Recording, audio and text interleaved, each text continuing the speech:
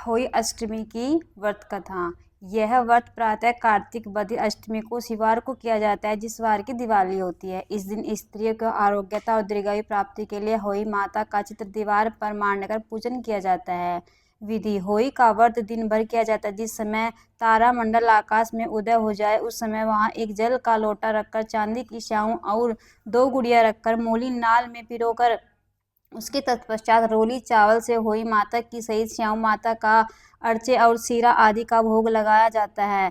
कथा: एक नगर में साहूकार रहता था। उसके 7 लड़के थे। एक दिन उसकी स्त्री खदाने से मिट्टी खोदने के लिए गई और जो ही उसने जाकर वहां कुदाली मारी तो ही सेही के बच्चे कुदाल की चोट से सदा के लिए सो गए। इसके बाद उसने कुदाल को स्याहू के खून से सना देखा तो उसे सहे के बच्चे मर जाने का बड़ा दुख हुआ, परंतु वह विवश थी क्योंकि उसने काम उससे अनजाने में हो गया था। इसके बाद वह बिना मिट्टी खोदे खेद करती अपने घर को आ गई और उधर जब से अपनी घुर काल में आई तो अपने बच्चों को मरा हुआ देखकर नाना प्रकार से विलाप करके कष्ट होने लगा। उसके तत्पश्चात शेहे के श्राप से सेठानी के 7 लड़के मर गए। 1 ही साल के अंदर वह 7 के साथ समाप्त हो गए। इस प्रकार अपने बच्चों को असमय काल के मुंह में समाये जाने पर सेठ सेठानी इतने दुखी हुए कि उन्होंने किसी तीर्थ पर जाकर अपने प्राण गंवा देने का उचित समझा। इसके पश्चात वह घर छोड़कर पैदल ही किसी तीर्थ की ओर चल दिया और खाने की और कोई ध्यान न देकर जब तक उसमें कुछ भी शक्ति और साहस रहा तब तक वे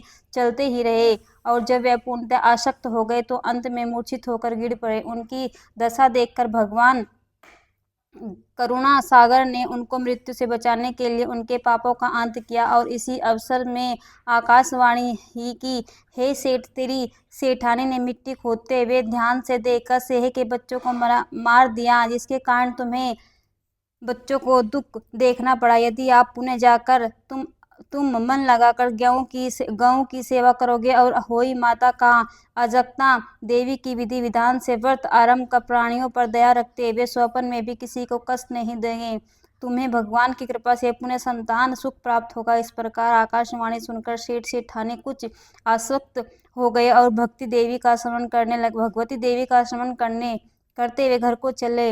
इसके बाद श्रद्धा भक्ति से न केवल होई माता का व्रत अपितु गऊ माता की सेवा करना भी उन्होंने आरंभ कर दिया।